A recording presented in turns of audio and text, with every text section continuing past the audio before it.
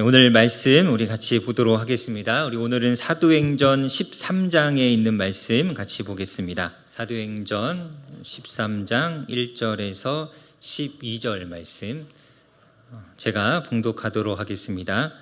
안디옥 교회에 선지자들과 교사들이 있으니 곧 바나바와 니게르라 하는 시므온과 구레네 사람 루기오와 분봉왕 헤롯의 젖동생 마나엔과 및 사울이라. 주를 섬겨 금식할 때에 성령이 이르시되 내가 불러 시키는 일을 위하여 바나바와 사울을 따로 세우라 하시니 이에 금식하며 기도하고 두 사람에게 안수하여 보내니라. 두 사람이 성령의 보내심을 받아 실루기아에 내려가 거기서 배 타고 그브로에 가서 살라미에 이르러 하나님의 말씀을 유대인의 여러 회당에서 전할세 요한을 수행원으로 두었더라. 온 섬 가운데로 지나서 바보에 이르러 바예수라 하는 유대인 거짓 선지자인 마술사를 만나니 그가 총독 서기오 바울과 함께 있으니 서기오 바울은 지혜 있는 사람이라. 바나바와 사울을 불러 하나님의 말씀을 듣고자 하더라.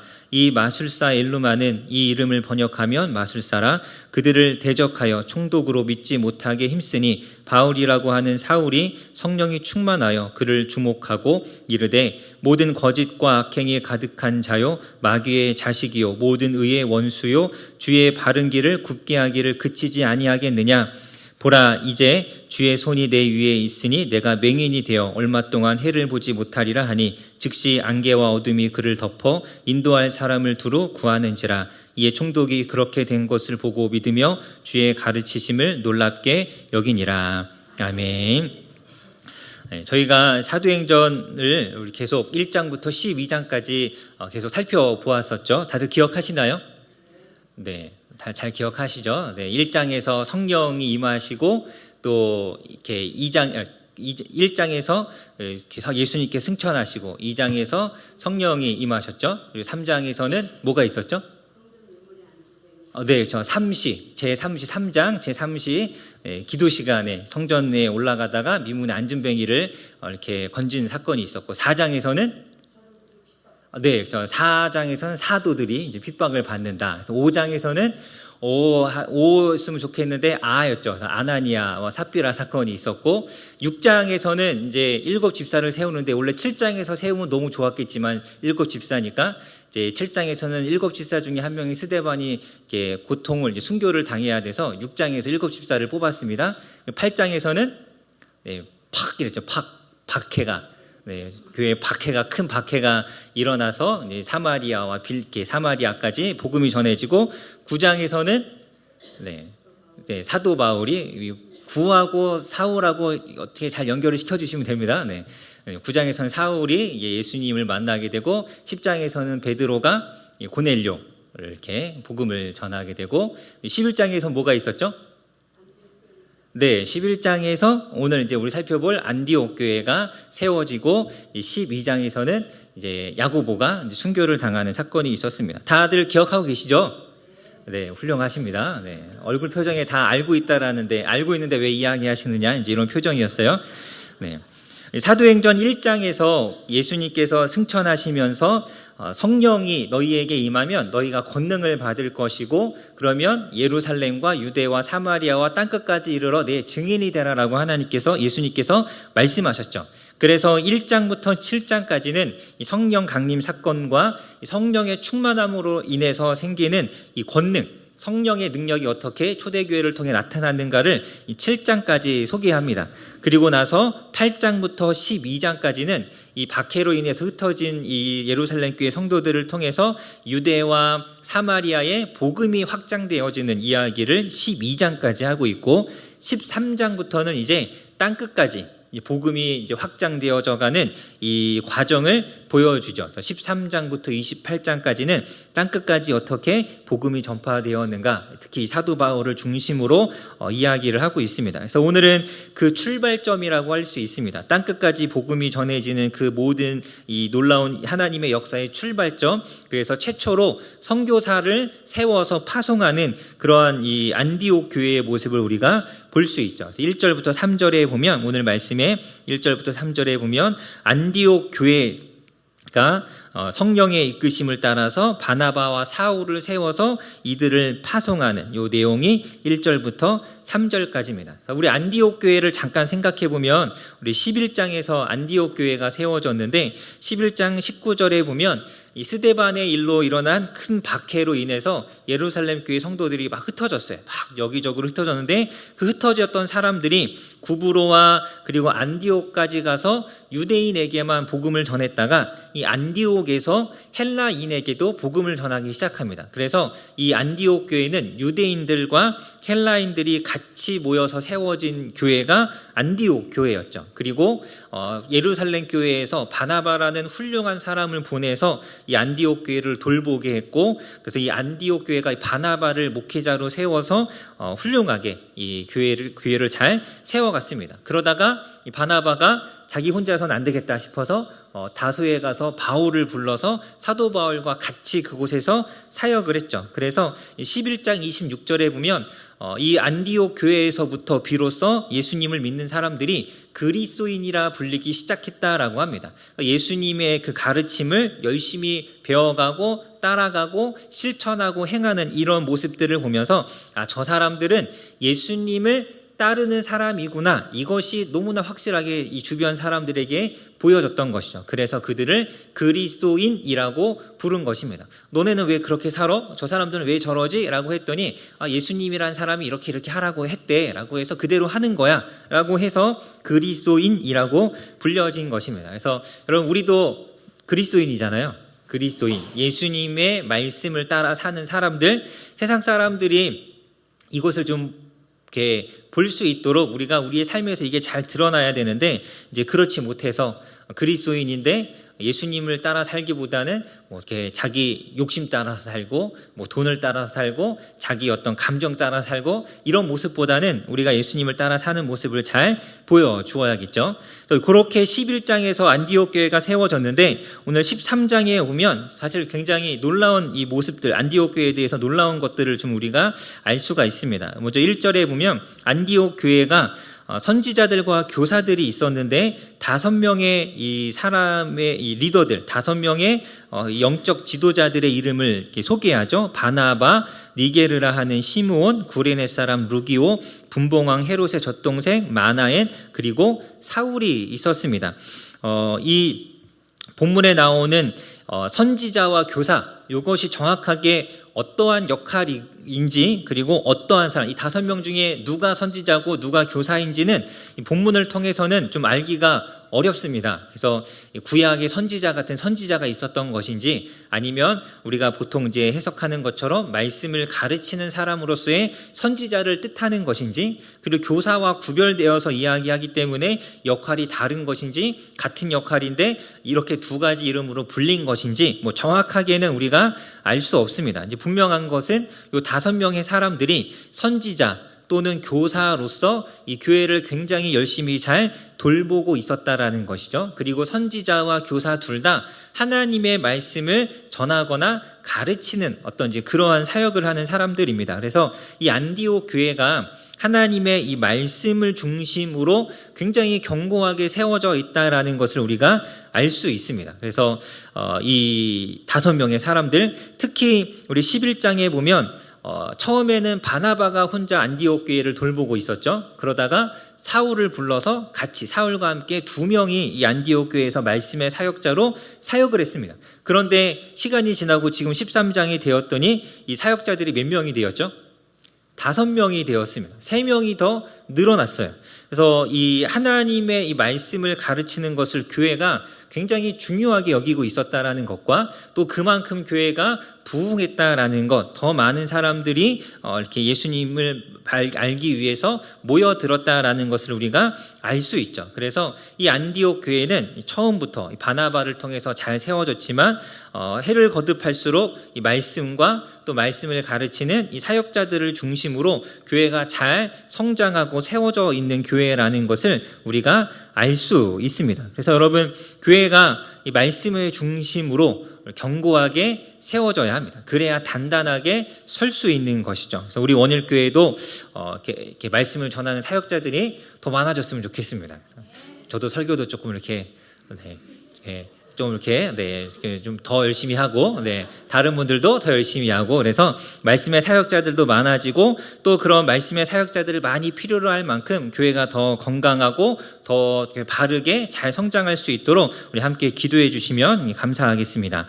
5명의 사역자들 가운데 바나바와 그리고 사울은 우리가 이제 잘 아는 사람들이니까 그 사람들은 좀 두고 나머지 3명을 좀 잠깐 살펴보면 두 번째로 등장하는 인물이 니게르라 하는 시므온이 나오죠. 이 니게르라는 말은 검다라는 뜻입니다. 검다. 그래서 여기 이 니게르라는 말에서 니그로, 이렇게 흑인을 뜻하는 니그로라는 말이 나왔는데 이 시므온이라는 사람은 아마 이 아프리카 출신의 흑인이었던 것 같아요. 검은 사람, 그래서 흑인이었던 것 같고 어떠한 사람들은 이 시므온을 누가복음 23장에 보면 이제 예수님이 십자가 지고 가실 때 예수님을 대신해서 구레네 사람 시몬이 이 십자가를 지고 가잖아요. 그래서 그 시몬이 아닐까 이렇게 추측하고 그 사람이다, 동일 인물이다 이제 주장하는 사람들도 있는데 좀 이렇게 확실한 근거는 좀 부족하죠. 그래서 정확하게 그 사람인지 아닌지는 알 수가 없습니다. 그리고 시므온이란 사람이 뭐 한두 명도 아니고 뭐 구레네 출신의 사람이 또 한두 명도 아니잖아요. 우리 그 다음에 나오는 사람도 구레네 사람이죠. 그래서 이 정확하게 그 사람이다라고 단정 짓기는 좀 많이 좀 어렵고 또 분명한 건 이 사람이 이제 니게르라고 불려지는 흑인이었다라는 것. 이 당시에 흑인은 주로 노예였습니다. 노예. 이 당시도 이제 로마가 세계를 이제 정복하면서 흑인들도 주로 노예로 많이 끌려갔던 사람인데 이 사람이 목회자가 되어 있다라는 것도 굉장히 사실 놀라운 일이죠. 두 번째로 나오는 사람이 구레네 사람 루기오입니다. 루기오. 이 사람도 구레네 사람이라고 불려지는 것으로 보아서 아프리카 출신의 이렇게 흑인일 가능성이 굉장히 크지 않을까라고 생각을 하고요. 흑인이 아닐 수도 있긴 한데 이 루기오라는 이름이 라틴어로 읽으면 루키오스가 됩니다. 루키오스. 그래서 이게 우리가 잘 알고 있는 누가복음과 사도행전을 기록한 이 누가의 이름이 라틴어로 루키오스거든요. 그래서 똑같은 이름이어서 이 사람이 누가복음을 쓴 그 누가가 아니냐라고 주장하는 사람들도 있는데 이것도 사실은 뭐 이름만 같은 것이지 진짜 그 사람인지 알 수 있는 근거는 별로 없습니다. 그래서 뭐 중요한 것은 이 사람 누구냐가 아니라 이런 어떤 흑인들, 검은 사람, 그러니까 그 당시에 굉장히 천대받고 무시당했던 사람들이 교회의 리더로 세워져 있었다라는 것이죠.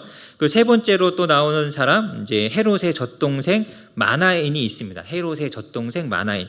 여기서 나오는 헤롯은 헤롯 안티파스입니다. 헤롯 안티파스. 성경에 헤롯이라는 이름이 많이 나오는데 그 이름이 서로 이제 다른 인물을 지칭하는 경우가 많습니다. 예수님이 태어날 때 헤롯 왕이 있었잖아요. 예수님이 태어나실 때 그 헤롯 왕을 우리가 흔히 헤롯 대왕이라고 부릅니다. 가장 그 큰 헤롯 왕이라고 해서 헤롯 대왕이라고 부르고 그 헤롯 대왕이 예수님이 태어나고 얼마 안 돼서 죽었어요. 죽고 나서 자기가 다스리던 팔레스타인 지역을 세 지역으로 나눠서 자신의 세 아들들에게 나누어 주었습니다. 그 중에 한 명이 헤롯 안티파스인데 갈릴리 이북 지역을 통치하고 있었던 사람이 바로 헤롯 안티파스죠. 그래서 오늘 본문에 나오는 헤롯은 바로 그 헤롯 안티파스입니다. 이 헤롯 안티파스는 성경에 한 번 더 나오는데 이 세례 요한을 죽였던 헤롯이 바로 이 헤롯 안티파스입니다. 그래서 그 헤롯의 젖동생이라는 것은 여러 가지 의미로 해석될 수 있는데 헤롯의 유모의 아들일 수도 있고 아니면 이 당시에 이 그 왕족들은 그 왕자들 이렇게 왕의 자식들이 혼자 자라면 심심하잖아요. 그래서 귀족들의 자녀들을 데려다가 왕궁에서 이렇게 친구가 돼서 같이 자랄 수 있도록 이렇게 했다고 합니다. 그래서 그렇게 같이 어렸을 때부터 같이 자랐다라는 그런 의미에서 젖동생인지 정확하게 알 수는 없지만 분명한 건 헤롯과 함께 어렸을 때부터 함께 자라는 굉장히 친분 있는 사람이라는 것을 의미하는 것이죠. 그래서 아마 사회적으로 굉장히 지위가 있는 사람이었을 것입니다. 어려서 왕궁에서 자랐고 사회적인 지위도 있고 헤롯과 굉장히 친밀한 이 친분도 있는 사람이죠. 근데 그런 헤롯이 교회에 예수님을 믿고 교회의 리더가 되었습니다. 그래서 이 안디옥 교회를 잘 보면 이 구성원들, 그냥 일반적인 구성원들이 아니라 교회의 리더 그룹을 구성하고 있는 이 목회자들이 굉장히 다양한 사람들이 모여 있다라는 것을 우리가 알 수 있죠. 사울과 바나바는 유대인이었고, 그리고 이 느게르라고 불리는 시므온은 흑인이었고, 또 이 루기오라는 사람은 아프리카 출신의 사람이고, 그래서 아마 이 시므온 같은 경우는 노예였다가 이렇게 노예에서 풀려난 사람일 가능성이 굉장히 크겠죠. 그리고 이 헤롯의 젖동생인 마나엔 같은 경우는 당시에 굉장히 사회적 신분이 있는 그러한 사람이었습니다. 근데 이런 다양한 사람들이 저천민, 노예 출신의 사람과 지배계층의 사람들이 함께 모여서 영적인 이 리더십을 구성하고 있었다라는 굉장히 이 놀랍고 특이한 모습을 보여주는 교회가 바로 이 안디옥 교회입니다. 그래서 특별히 이 헤롯의 젖동생인 마나엔을 생각하면, 우리 헤롯은 아까 말씀드렸지만 이 성경에 세례 요한을 죽인 사람이었잖아요. 세례 요한을 죽인 사람이었고, 또 예수님께서 빌라도에게 신문당하실 때 이 헤롯이 그 예수님을 찾아가서 이렇게 조롱했던 사건들이 있습니다. 그래서 이 헤롯은 사실 예수님을 조롱했고 세례 요한을 죽였던 굉장히 악한 사람이죠. 똑같이 어렸을 때부터 같은 장소에서 같은 교육을 받으면서 자라난 이 헤롯과 마나엔인데, 어떤 사람은 예수님을 조롱하고 핍박하는 악인이 되었고, 어떤 사람은 이 복음을 듣고 예수님을 믿었을 뿐만 아니라 그 예수님을 전하고 말씀을 가르치는 말씀의 사역자가 되었죠. 굉장히 이렇게 상반된 모습을 보여주죠. 이 안디옥 교회는 이런 어떤 다양한 사람들, 그리고 놀라운 사람들이 모여있는 그러한 교회였습니다. 그래서 이 안디옥 교회가 어떻게 보면 그런 복음을 전하기 위한 선교를 감당하기에 어떻게 보면 좀 잘 최적화되어 있는 교회라고도 할 수 있겠죠. 다양한 사람들을 포용할 수 있고 서로의 다름을 이렇게 구분짓지 않고 이해해 줄 수 있는, 그리고 쉽게 다가갈 수 있는 교회가 바로 이 안디옥 교회였던 것입니다. 우리 예루살렘 교회는 좀 다르잖아요. 예루살렘 교회는 대부분이 유대인들로 구성이 되어 있었죠. 그리고 헬라파 유대인들, 그러니까 헬라인이라 할지라도 헬라파 유대인들로 구성된 이 교회였기 때문에, 사실 이제 사도 바울의 어떤 편지와 서신서들도 나오지만 율법을 지키는 문제에 굉장히 민감했습니다. 그래서 이것을 쉽게 간과할 수 없는 교회였기 때문에 어떻게 보면 복음을 전하는 것에 있어서 좀 어려움이 있는, 그러니까 믿지 않는, 그러니까 이방인들에게 복음을 전하는 것에 있어서 좀 이렇게 다가가기가 쉽지 않은 교회가 바로 예루살렘 교회인 것입니다. 그래서 왜 하나님께서 세계 선교를 위해서 안디옥 교회, 예루살렘 교회가 아닌 안디옥 교회를 택하셨느냐? 최초로 세워지고 성령 강림의 사건을 경험한 그리고 예수님의 제자들이 있는 이 예루살렘 교회가 아니라 왜 안디옥 교회가 하나님의 이 선교의 사역에 쓰임 받을 수 있었는가? 왜 하나님이 그 교회를 택하셨는가? 아마 이런 서로의 이 다름과 서로의 다양함들을 이해하고 또 포용해 줄 수 있고 진리 안에서 하나로 묶을 수 있는 이러한 교회였기 때문에 하나님께서 이 교회를 택하시지 않았을까? 우리가 이제 이런 것들을 생각해 볼 수 있죠. 자, 여러분, 우리가 이 교회 안에, 교회가 서로 다른 사람들, 좀 너무나 이렇게 다르고 이렇게 정말 다양한 분야에서 활동하고 다양한 배경을 가지고 있는 사람들을 이렇게 품을 수 있고 또 서로를 이렇게 용납할 수 있는 것은 굉장히 중요한 문제입니다. 교회가 그렇게 서로의 다름을 품어주는 건 굉장히 중요한 거죠. 하나님의 일을 함에 있어서 더 많은 일들을 할 수 있습니다. 그래서 자기들끼리 비슷한 사람끼리 모여서 하는 것도 너무 좋겠지만, 나와 다른 사람, 나와 성향도 다르고 성격도 다르고 배경도 다르고 출신도 다르고 이러한 사람들이 같이 모여서 함께 어울릴 때 하나님의 더 놀라운 일들을 할 수 있는 것이죠. 물론 이제 이렇게 모이다 보면 이제 고린도 교회 같은 데도 보면 너무나 다양한 사람들이 모여 있었는데 그 안에는 서로를 향한 차별도 있었고, 그래서 막 이렇게 많이 배운 사람이 못 배운 사람들 무시하고 또 가진 사람들이 없는 사람 무시하고 막 이런 일들도 있었지만, 그런 일들이 생길 수 있지만 그것들을 뛰어넘어서 서로를 품어주는 것이 교회에는 굉장히 중요한 것입니다. 특별히 우리 마나인이나 그리고 이렇게 시므온, 니게르라 불리는 시므온 같은 사람들을 생각한다면 서로의 어떤 이런 차이가 어떤 그 교만이 되거나 혹은 자격지심, 열등감이 되지 않고 서로를 그냥 있는 그대로 그 믿음만으로 서로를 볼 수 있고 품어주는 것이 얼마나 중요한 것인가를 우리가 생각할 수 있는 것이죠. 하나님은 서로의 어떤 배경, 학벌, 어떤 얼마나 부유한가 이런 거 전혀 상관하지 않으시죠? 하나님 앞에 그게 무슨 상관이 있겠습니까? 세상에서 공부를 열심히 해서 박사가 돼도 하나님 앞에는 그냥 무식한 사람이잖아요. 아무것도 모르는. 자기들끼리 이렇게 해봐야 아무런 의미가 없는 것이죠. 그래서 교회 안에는 이런 것이 중요하지 않아요. 그래서 자신이 뭔가를 더 많이 가졌고 안다고 해서 교만할 필요도 없는데, 자신이 배우지 못하고 아는 것이 없고 가진 것이 없다고 해서 자꾸 다른 사람과 비교하면서 열등감에 빠지는 것도 필요하지 않습니다. 그럴 필요가 없는 것이죠. 근데 제가 보니까 이게 교회 안에 교만해서 사실 이제 열등감도 교만인데, 교만해서 으스대는 사람도 있지만 그것보다 열등감에 빠지는 사람들이 더 많은 것 같아요. 이렇게 자기는 뭔가 이렇게 자꾸 남과 비교하면서 나는 이것도 부족하고 저것도 부족하고 이것도 부족하고, 우리가 전혀 이런 것들을 생각할 필요가 없습니다. 하나님 앞에 그러한 것들은 아무것도 중요하지 않죠. 내가 신분이 노예 출신이냐 왕족 출신이냐 하나도 중요하지 않습니다. 그래서 그냥 있는 그대로 서로를 품어주는 것, 이것이 굉장히 중요하죠. 특히 이제 요즘 이제 오늘날 우리 한국 교회에 이런 어떤 이 서로의 다름, 서로 이렇게 차별이 있는 이 차이가 있는 것을 인정하는 것이 굉장히 중요한 시대예요. 우리 교회 안에 여러 가지 이제 갈등들이 굉장히 많은데, 여러분 오해하시면 안 됩니다. 이렇게 이 다양성, 그리고 서로의 다름을 이해한다고 해서 제가 막 이렇게 동성애자도 막 다 품어야 돼, 이런 거 절대 아닙니다. 이런 거 절대 아니니까 오해하시면 안 되고, 진리 안에서 우리가 서로의 다름을 품어주는 게 중요한데, 교회에 사실 많은 갈등이 있거든요. 세대 간의 갈등이 있어요. 세대 간의 갈등이 있고, 교회 안에도 성별 간의 갈등이 있고, 특히 이 교회 안에 지역적 그리고 또 이 정치적 갈등도 굉장히 심하죠. 그래서 교회가 사실 여러 가지 일들로 인해 서로의 차이로 인해서 생기는 갈등이 굉장히 많습니다. 그래서 그 갈등을 해결하지 못해서 깨어지는 교회들도 너무나 많죠. 하나가 되어서 힘써 하나님의 일들을 감당해야 되는데, 서로의 다름 때문에 싸우고 다투고 갈라지는 것은 이건 마귀만 좋아하는 일이죠. 결코 하나님 앞에 우리가 해서는 안 되는 일입니다. 그래서 젊은 세대와 우리 윗세대가 서로를 좀 이해하고 품어주는 것이 너무 필요해요.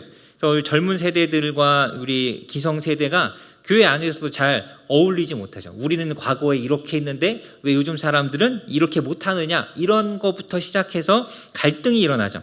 그래서 우리 교회마다 점점 젊은 사람들이 줄어들고 아이들이 없어진다고 하는데, 사실 기존 교회에서 없어지는 것이지 다른 교회 가면 엄청 많아요. 젊은이들이 모여있는 30대 40대 모여있는 교회 가면 애들도 막 바글바글하고 막 넘쳐나고 젊은 사람들도 굉장히 많습니다. 근데 왜 사람들이 다 거기에 몰려있느냐? 기존 교회의 이 갈등의 문제를 해결하지 못하니까 그것을 피해서 자신들을 이해할 수 있는 같은 세대의 교회들을 찾아가는 거죠. 교회가 서로를 품어주고 함께하는 교회로 세워가야 하는데, 그것이 안 되니까 나눠지는 것입니다. 나눠지는 것. 그래서 젊은 사람들이 모이는 교회 가면 어른들이 없어요. 그리고 기존 교회는 젊은 사람들이 없죠. 그래서 교회가 이렇게 돼서는 안 됩니다. 서로를 품어줄 수 있어야죠. 또 이 성별 간의 갈등도 교회 안에도 있습니다. 그래서 요즘에 많은 교회들이 이런 불만을 제기해요. 왜 주일 식사 준비는 여성들만 하느냐? 남자들은 왜 안 하느냐? 장로님들은 왜 안 하시냐? 막 이런 불만을 막 제시하는 거죠. 이게 세상이 달라졌으니까. 이런 갈등으로 인한 어떤 다툼도 있고, 특히 이제 이 정치적인 문제들, 우리가 특히 이거는 말할 것도 없겠죠. 그래서 이러한 것들을 잘 품어서 서로를 좀 이해하고 배려하고 존중하는 이러한 태도와 자세가 필요하고, 내가 다 이해할 수 없지만 그것이 진리에서 벗어나는 것이 아니라면 충분히 함께할 수 있는 이런 마음을 우리가 가져야 합니다. 이런 마음을 가지고 그런 태도를 가져야 교회가 하나로서 건강하게 단단하게 세워질 수 있고 또 하나님께서 주신 사명도 감당할 수 있는 거죠. 그 안에서 자기들끼리 싸우면 어떻게 이 복음의 이 전파를 하겠습니까? 그래서 우리가 세계 선교라는 이 지상 명령, 하나님께서 이것을 감당하실 때 정말 모두를 품을 수 있고 이해할 수 있고 섬겨줄 수 있는 안디옥 교회를 택하신 것이죠. 여러분, 우리가 이렇게 서로를 좀 이렇게 품어줄 수 있어야 합니다. 특히 이제 서로를 품어주긴 해야 되는데 우리 다 사람마다 자기의 개성이 있잖아요. 다 여기 한 70명 조금 정도 되시는 분들이 여기 앉아 계신데 저부터 시작해서 여기에 성격이 비슷한 사람은 아무도 없습니다. 다 다르죠. 다 생각하는 게 다르고 다 성격이 다릅니다. 자기만의 개성이 있습니다. 그래서 이런 서로만의 개성을 가진 사람들이 만나면 서로 다른 개성이 가지고 있기 때문에 부딪힐 수밖에 없어요. 이게 어떤 충돌이 있을 수밖에 없는데 그러할 때 다른 사람의 개성을 자꾸 깎아내리면 그러면 그 사람이 아프겠죠. 자기를 자꾸 깎아내려죠. 왜 저 사람이 나를 왜 용납해주지 못하느냐 이렇게 생각할 것이 아니라 내가 왜 저 사람들과 어울리지 못하는가 이걸 생각하고 자꾸 자기를 깎아야 이 모난 돌이 이게 부드러운 돌이 될 수 있잖아요. 그렇게 자신을 깎아야 그러한 것을 잘하는 사람이 선교를 가서도 그곳에 있는 사람들을 품어주고 그 사람들과 함께 할 수 있는 겁니다. 자기를 깎아내지 못하고 다른 사람만 깎아내는 사람은 절대로 복음을 전할 수도 없고 다른 사람을 품을 수도 없어요. 그래서 우리가 서로를 용납하고 이해하는 것도 중요한데 그 과정 속에서 자기를 깎아내는 것도 굉장히 중요하다라는 것. 여러분, 이 마나인이라는 사람이 그래도 왕족인데 이 흑인 노예 출신과 이렇게 같은 자리에 앉아 있는 것을 싫어하고 거부하면 이 5명의 사람들이 교회 리더로 설 수 있었을까요? 안 되겠죠. 스스로가 자기의 그런 어떤 부분들을 깎아냈기 때문에 함께 어울릴 수 있는 것입니다. 그래서 이 서로를 이해하는 것도 중요하지만 자기 자신을 돌아보고 자신을 깎아내는 것도 중요합니다. 그렇게 해야 우리가 함께 어울리는 이 하나님이 기뻐하시는 교회를 세워갈 수 있는 것이죠. 그래서 이러한 어떤 노력과 수고가 많이 필요한데, 여러분 우리 원일교회도 좀 이렇게 스스로를 좀 깎아내고 또 다른 사람들을 이렇게 품어줄 수 있으면서 이 마음을 좀 이렇게 하나로 모아서 또 협력해서 하나님의 이 복음의 사역들을 잘 감당하는 우리 원일교회가 될 수 있기를 간절히 소망합니다. 우리 이제 안디옥 교회는 이런 이제 다양한 사람들이 있는 교회였고, 또 한 가지 보면 이 안디옥 교회는 이 성령의 인도하심을 받는 교회였습니다. 2절에 보면 주를 섬겨 금식할 때에 성령이 말씀하시죠. 내가 불러 시키는 일을 위하여 바나바와 사울을 따로 세우라. 그래서 이들이 금식하고 기도하고 두 사람을 안수하여서 보냅니다. 성령님께서 어떻게 이 사람들에게 자신의 뜻을 보이셨는지는 정확하게 우리는 알 수 없습니다. 5명의 리더들에게 직접적으로 말씀하셔서 그들을 통해 교회에 말씀하셨는지, 아니면 온 교회가 예배하고 있는데 갑자기 뭔가 환상이 나타나서 모두에게 말씀하셨는지, 뭐 그 방법은 우리가 정확하게 알 수는 없습니다. 분명한 것은 성령님께서 무엇인가를 말씀하셨을 때 이들은 그것을 외면하지 않고 거기에 반응하고 그 말씀에 순종해서 그 말씀이 그 성령이 시키는 대로 두 사람을 따로 세워서 그들을 파송했다라는 것이죠. 2절 말씀에 보면 내가 불러 시키는 일을 위하여 하라라고 했는데 그 일이 정확하게 무엇인지는 이야기하지 않으셨어요. 그래서 정확히 알 수 없잖아요. 이게 도대체 무슨 일인지 어떻게 되는 것인지 알 수 없지만 그럼에도 불구하고 성령님께서 말씀하셨기 때문에 3절에 보면 그들은 금식하고 기도하면서, 정확하게 알 수 없으니 금식하고 기도하면서 하나님의 뜻을 더 구하면서 성령의 이끄심을 따라 두 사람을 이제 파송합니다. 그래서 성령의 이끄심을 따라 행하는 교회가 안디옥 교회였습니다.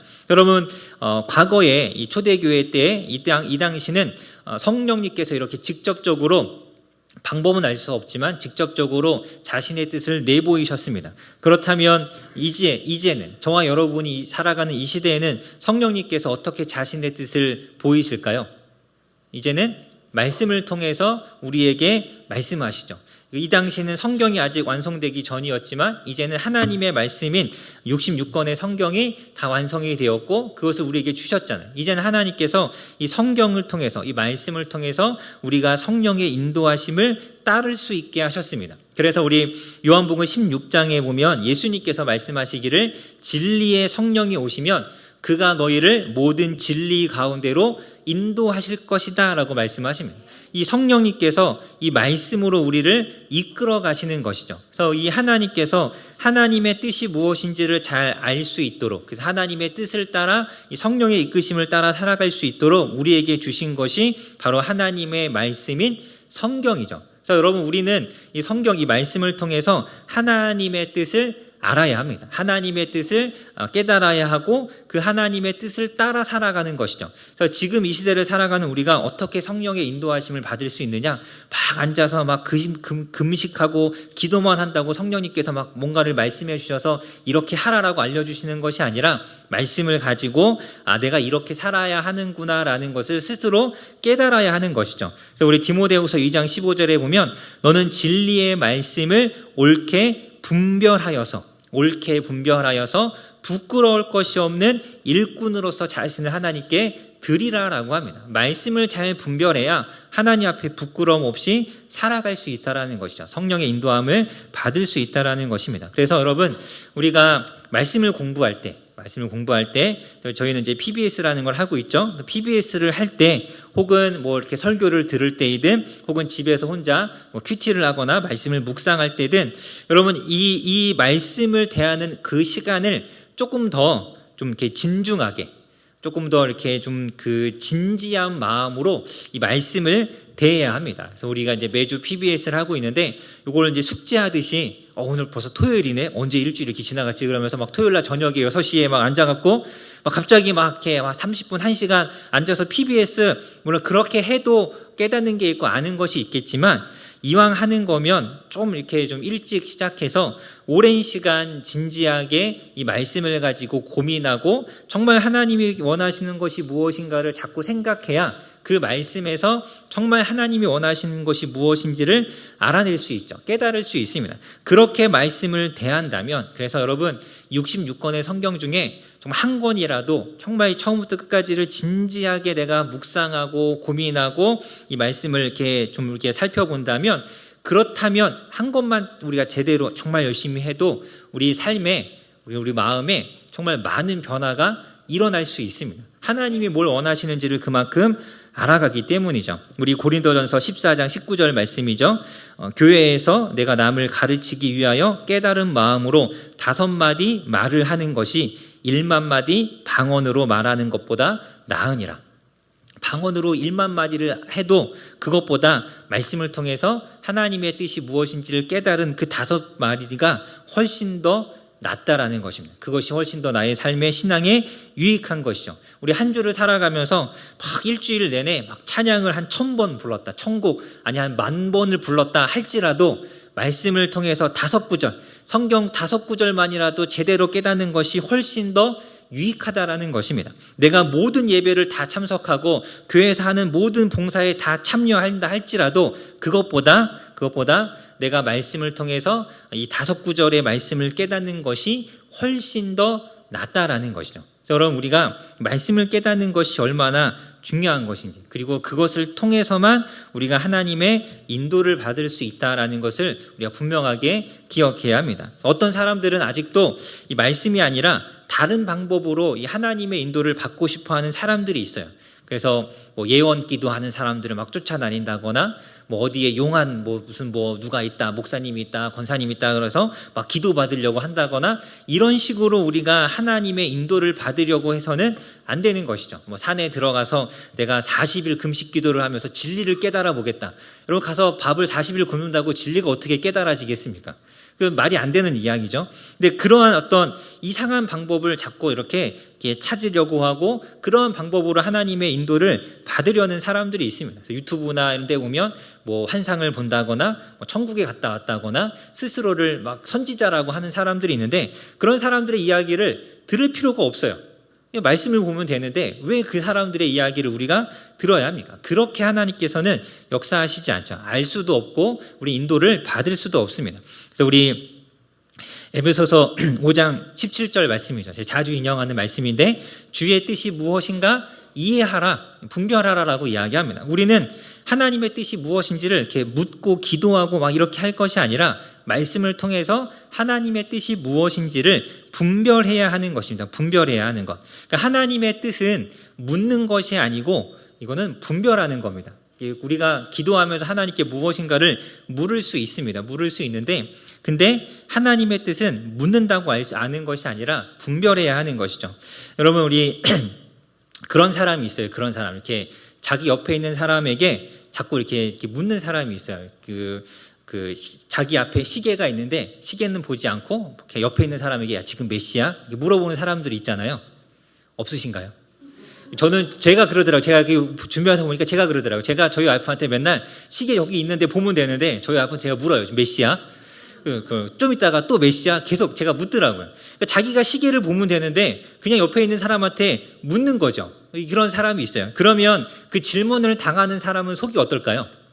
처음에야 뭐 대답해 줄 수 있는데 하루 종일 시계 옆에 있는데 그거 안 보고 자기한테 물으면 화가 나지 않을까요? 그냥 보면 되지 왜 나한테 물어보지? 하나님의 마음이 그럴 것 같습니다. 하나님의 뜻을 다 담아서 성경을 주셨는데 그거 보면 되는데 그거 안 보고 자꾸 하나님 앞에 와서 기도하면서 하나님 도대체 하나님의 뜻이 무엇입니까? 그러면 하나님 얼마나 답답하시겠어요. 그냥 그거 성경에 다 적어놨잖아. 그걸 보라고. 이렇게 이게 하나님의 마음인 것이죠. 우리가 이렇게 어떤 직장을 가야, 내가 어떤 직업을 가져야 되는지, 내가 어떤 사람을 만나서 결혼해야 하는지, 내 인생의 목표를 무엇으로 삼아야 하는지 다 하나님께서 말씀 속에 다 기록해 두셨는데 하나님 앞에 와서 이렇게 물으면 하나님도 답답하실 거예요. 여러분, 이 하나님의 뜻은 묻는 게 아니라 이것은 분별하는 겁니다. 분별하는 것. 대신에 기도할 때 하나님의 뜻을 더 잘 깨달을 수 있도록은 우리가 기도해야겠죠. 그래서 우리 빌립보서 1장 10절에 보면 바울이 빌립보 교회를 위해서 기도하면서 지극히 선한 것을 분별할 수 있기를 기도합니다. 그러니까 선한 것을 분별할 수 있는 분별력을 위해서는 기도해야겠지만 하나님의 뜻이 무엇인지를 아는 것은 기도로 하는 것이 아니라 말씀으로써 우리가 분별하는 겁니다. 너무 이렇게 자꾸 하나님 이게 하나님의 뜻입니까? 이게 하나님의 뜻입니까? 이게 묻지 말아야죠. 이렇게 도둑질하는 게 하나님의 뜻일까요? 안 하는 게 하나님의 뜻일까요? 안 하는 게 하나님의 뜻이잖아요. 근데 자꾸 뭔가 이렇게 자꾸 갖고 싶은 게 있으면 자꾸 그걸 놓고 이렇게 기도하면서 하나님의 뜻이 아닌 거 알면서도 이렇게 자꾸 그걸 갖고 싶으면 괜히 하나님의 뜻이 궁금하다고 기도하잖아요. 내가 아는데 우리 민수기에 우리 새벽에 보면서 발람 이 미디안의 선지자 발람이 이야기했죠. 하나님의 뜻이 그 발락을 따라가서 이스라엘 저주하는 게 아니라는 걸 알면서도 계속 하나님께 묻잖아요. 가고 싶으니까. 그 돈이 탐나니까. 그러니까 여러분 하나님의 뜻을 묻는 거 어떨 때는 물어야 할 때도 있겠지만 대부분의 경우는 묻는 게 아니라 분별하는 것입니다. 하나님의 말씀으로써 하나님의 뜻을 분별할 때 그래서 그 하나님의 뜻에 우리가 순종하며 살아갈 때 그 삶이 하나님의 인도, 성령의 인도하심을 받는 삶인 것이죠. 그래서 말씀은 전혀 이렇게 보지 않고 분별하지 않으면서 기도만 한다고 해서 하나님의 인도를 받는 것이 결코 아닙니다. 그래서 내가 어떤 것을 계획하고 내 인생의 어떤 방향을 정하고 내가 어떠한 삶을 살아야 하는가를 생각할 때 여러분 그냥 무작정 기도할 것이 아니라 어떻게 해야 돼요? 말씀으로써 분별하고 기도를 함께 해야 하는 것입니다. 그래서 여러분 우리가 말씀을 잘 분별해서 이 성령의 인도하심을 따라 살아가실 수 있기를 주님의 이름으로 간절히 소망합니다. 우리 4절부터 12절에 이제 이 두 사람이 구브로라는 곳에 가서 복음을 전합니다. 5절에 보면 이 살람이라는 곳에 이르는데 살람이는 구브로라는 섬의 동쪽 끝, 그래서 처음에 이 사도 바울이 도착했던 그 장소이고 거기서 회당에서 복음을 전했다가 6절에 보면 섬 가운데로, 섬을 한가운데로 가로질러서 서쪽 끝에 있는 바보라는 지역에 가서 또 복음을 전합니다. 이 바보라는 곳에는 이 구브로를 다스리는 총독이 있었고 그 7절에 보면 총독의 이름이 서기오 바울이죠. 그 총독 서기오 바울 옆에는 6절에 보면 바 예수라고 이름하는 유대인 거짓 선지자이면서 마술사가 있었습니다. 유대인인데 거짓 선지자 행세를 행한 것이고 스스로가 선지자 행세를 행한 것이죠. 그리고 마술도 행하는 이상한 사람이 있었습니다. 그래서 이 사람이 8절에 보면 이 총독 옆에 있어서 바울이 복음 전하는 것을 듣지 못하게 하고 받아들이지 못하도록 방해하죠. 그래서 우리 9절, 10절, 11절에 사도 바울이 그 마술사에게 이렇게 저주, 이렇게 눈이 보지 못할 것이다라고 했고, 그래서 그가 실제로 눈을 보지 못하게 됩니다. 그래서 12절에 이 총독 서기오 바울이 이것을 보고 예수님을 믿게 되죠. 이 말씀에서 두 사람이 나오죠. 이 바 예수라고 불리는, 엘루마라고도 불리는 거짓 선지자 마술사가 있고 서기오 바울이라는 이 총독이 있었습니다. 이 거짓 마술사는, 이 거짓 선지자 마술사는 이 마술사로 불려지는 것으로 보아서는 어떤 약간의 신비한 능력이 있었던 것 같아요. 신비한 능력. 하지만 그는 능력은 있었지만 하나님은 알지 못하는 사람이었습니다. 심지어 유대인이었음에도 불구하고 이런 마술에 빠져 있었다라는 것은 그가 하나님을 전혀 알지 못하는 사람이었다라는 것이죠. 그리고 그가 이렇게 그 맹인이 되는데 사실은 그가 영적인 맹인이었던 것입니다. 하나님 알지 못하는. 그리고 또 한 사람의 인물이 나오는데 총독 서기오 바울이 나오죠. 이 사람은 우리 7절에 보면 지혜 있는 사람이라고 되어 있습니다. 엄청 똑똑한 사람이라는 뜻이 아니라 이 진리를 추구하는, 진리를 알고자 하는 마음이 있는 사람이었다라는 것이죠. 그러니까 진리가 무엇인지를 탐구하는 그런 어떤 사람이었습니다. 그래서 이 바울 일행이 왔을 때, 바나바와 사울이 왔을 때 그들을 불러다가 말씀을 들으려고 한 겁니다. 정말 진리가 무엇인가에 대한 궁금증이 있었기 때문이죠. 아마 그렇기 때문에 이 마술사인 엘루마도 가까이 두었을 거예요. 그 사람이 행하는 능력을 보면서 이것이 진리인가? 라는 이런 마음이 그에게 들었던 것 같습니다. 이 두 사람의 이야기 속에서 우리가 한 가지 이제 좀 중요한 것, 우리가 알 수 있는 것이 있는데, 이 바 예수라고 불리는 이 거짓 선지자도 그렇고 서기오 바울이라는 총독도 그렇고 이들이 지금 바른 길에서 멀어져 있다라는 것입니다. 진리에서 떨어져 있는 사람들이었죠. 특히 우리 10절에 보면 사도 바울이 이 엘루마를 꾸짖으면서 말하기를 그 거짓과 악행이 가득한 자, 마귀의 자식, 모든 의의 원수여라고 하면서 주의 바른 길을 굳게 하기를 그치라라고 합니다. 그러니까 사람들로 하여금 하나님 앞에 올바른 길 가운데 나아가지 못하도록 회방하는 사람이 바로 이 사람이었던 것이죠. 여러분, 우리가 우리의 인생에 하나님 앞에 나아가지 못하게 하는, 하나님의 이 진리의 빛 가운데로 나아가지 못하고 바른 길에서 굽어지게 하는 이러한 이것들을 우리가 주변에 많이 두고 살아갑니다.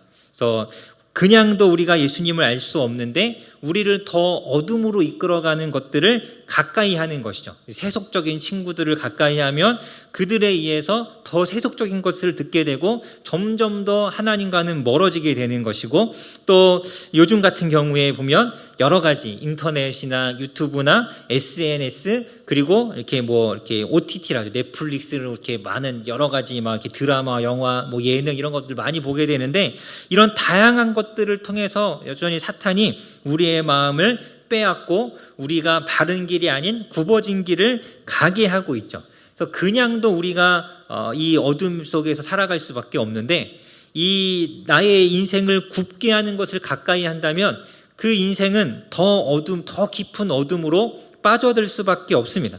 그래서 이것들을 빨리 끊어내어야지만 우리가 하나님 앞에 나아갈 수 있는 거죠. 그래서 여러분의 인생을 하나님을 향하는 길에서, 이 신앙의 길에서 벗어나게 하는, 자꾸 이 길을 굽게 하는 것들이 있다면 그것을 빨리 끊어야 합니다. 그래서 그것이 세상 친구라면 그 친구를 멀리해야 할 것이고, 물론 이제 전도를 하기 위해서는 우리가 가까이 다가가겠지만 자꾸 내가 영향을 받는다면 그 친구도 멀리해야 하는 것이고, 내가 보고 있는 유튜브, 어떤 인터넷, SNS 사람들의 이런 모습을 보면서 자꾸 그것을 부러워하고 쫓아가고자 하는 마음이 생긴다면 그것도 멀리하고 끊어내야 하는 것이죠. 그래야지만 우리가 하나님 앞에 온전히 나아갈 수 있습니다. 그리고 무엇보다 이 서기오 총독인 서기오 바울 같은 경우, 만약에 사도 바울이 이곳에 가지 않았다면, 바나바와 사울이 이곳에 가지 않았다면 그는 여전히 이 마술사에 빠져서 여전히 이 어둠 가운데 살아가다가 그의 인생이 끝났겠죠. 진리를 열심히 탐구하는 사람이었지만 그는 지옥에 갈 수밖에 없는 그러한 사람이었습니다. 그런데 이 바나바와 함께 바울이 이곳에 가서 그에게 복음을 전했기 때문에 그가 그 영적인 어둠에서 벗어나서 진리 가운데로, 빛 가운데로 나올 수 있었던 것입니다. 그래서 여러분, 우리가 우리 주변에 영적인 어둠 가운데 있는 사람들을 이렇게 건져내어야 합니다. 절대 스스로는 그 어둠에서 나올 수 없는 거예요. 이 영적인 어둠이라는 것은 스스로가 그 안에서 나올 수 없는 것입니다. 이 서기오 바울이라는 사람은 총독이었죠. 얼마나 똑똑한 사람이고, 얼마나 공부를 많이 한 사람이고, 얼마나 능력 있는 사람이겠습니까? 얼마나 지혜가 있는 사람이겠어요.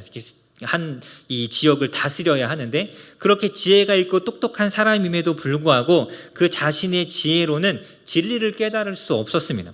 그래서 누군가를 필요로 했던 것이죠. 물론 이 서기오 바울은 자신이 바나바나 바울과 같은 사람을 필요로 한다라는 걸 몰랐을 겁니다. 자기 나름대로 열심히 공부하고 있고, 또 이렇게 이 마술사 같은 이 엘루마를 가까이 하면서 열심히 영적인 세계를 탐구하고 있고, 자기는 바울이나 바나바가 필요하지 않다라고 생각했을지 모르지만 사실 실제로는 굉장히 필요했던 거죠. 여러분 주위에 있는 사람들이 다 이와 같아요. 우리가 필요하다라고, 예수님을 믿는, 복음을 전해줄 사람이 필요하다라고 전혀 생각하지 않죠. 하지만 실제로 그들은 매우 복음 전하는 사람이 필요합니다. 영적인 어둠에서 그들을 건져낼 복음의 일꾼들이 필요한 것이죠. 그래서 여러분, 우리가 믿지 않는 사람들에게 다가가는 것을 주저하지 않아야 합니다. 그들을 그 어둠 가운데서 건져내는 것을 망설이지 않아야 하고 열심으로 해야 하는 거죠. 그래야 우리가 한 명이라도 더 살릴 수 있고 구원할 수 있습니다. 그래서 여러분, 우리 이 사도 바울을 통해서 정말 이 사도 바울을 만났기 때문에 이 서기오 바울이 예수님을 믿고 빛 가운데 나올 수 있었던 것을 우리가 반드시 기억하고, 정말 지금도 나를 필요로 하는 그런 영적인 어둠 가운데 있는 사람이 있다는 것을 우리 기억하시고 복음 전하는 일에 힘써 살아가시기를 주님의 이름으로 간절히 소망합니다.